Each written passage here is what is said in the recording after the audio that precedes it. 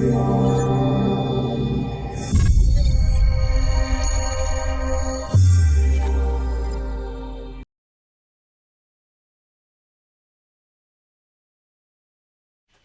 you ever used the word furlough before coronavirus? Well, I bet you have now.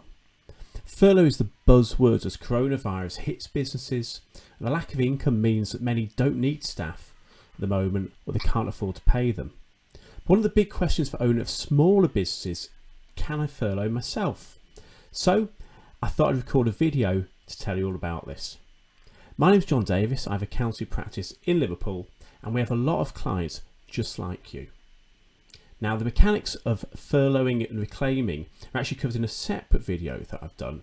In this video, we're simply looking at whether a director can be furloughed. So, can a director be furloughed? At its simplest, yes. However, there are a number of things to consider. Now, firstly, let's just look at what furloughing means. The phrase comes from the government's coronavirus job retention scheme. This was announced by the Chancellor in March as one of the key measures to help the economy and protect jobs. It's recognised that businesses wouldn't be able to afford to keep all the staff on, and that therefore coronavirus could lead to a lot of redundancies and unemployment. Therefore, the government decided to step in with an alternative: the furlough.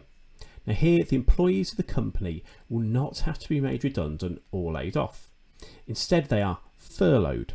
This means they remain an employee, but they won't do any work for the business for a period of time. During this time, the government will pay 80% of their wages. So how does it work for a director? Well, the tricky part for a director, and especially for a director in a small one-person company, is the fact that you shouldn't do any work while you're furloughed. The wording is that an employee should not generate revenue or provide services to the business, and that's pretty difficult when it's your business.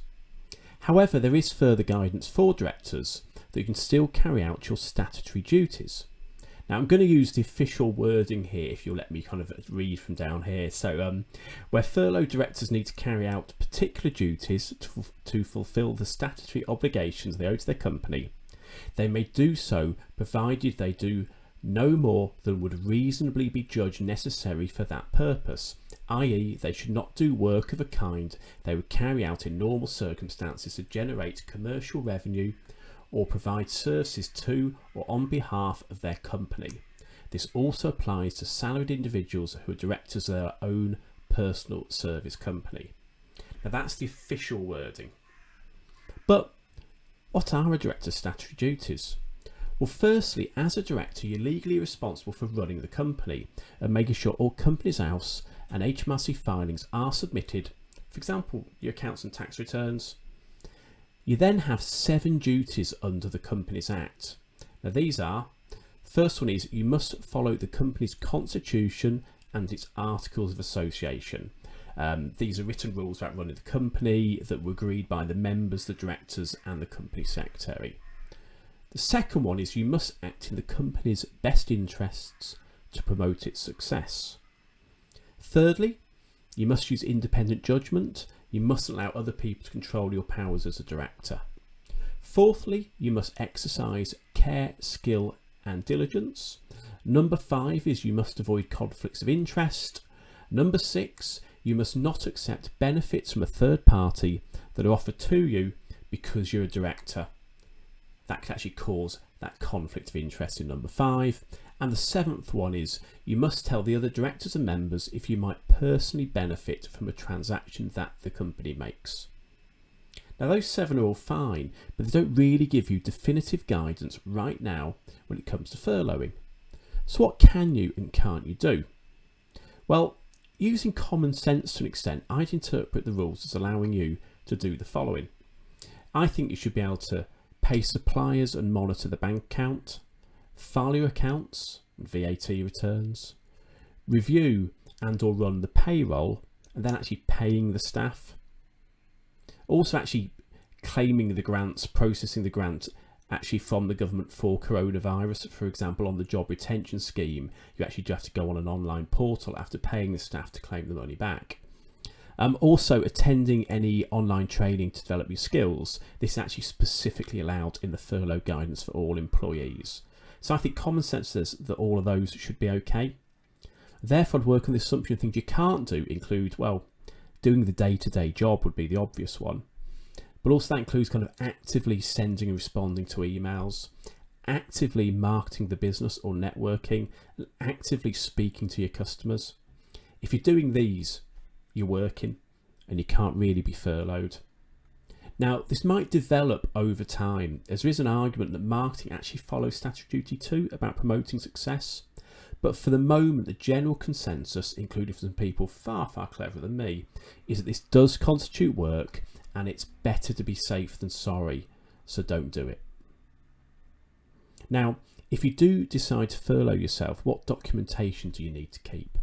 Well, as with all furloughed employees, you need appropriate letters to document the process and the date of the furlough, and these must be kept for a minimum of 5 years. Now, in addition, for a director, it also makes sense to prepare minutes of a board meeting to approve the furlough of the director.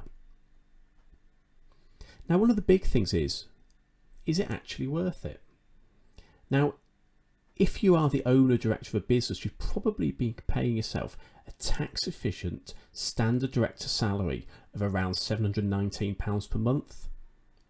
Now, if you're furloughed, the government will pay 80% of that, or £575 per month.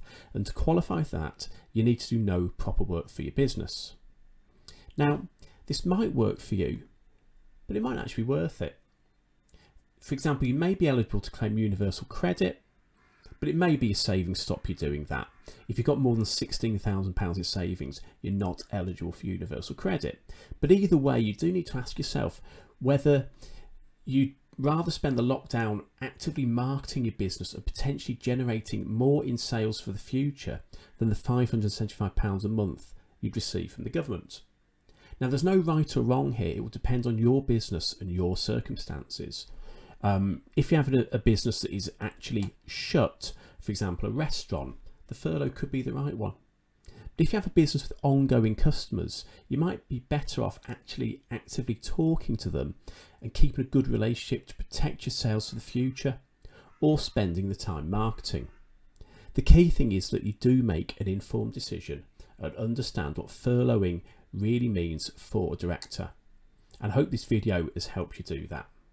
Now, if you have any further queries, please do get in touch. And please do subscribe to our YouTube channel for more advice on managing your business through the coronavirus lockdown. See you soon.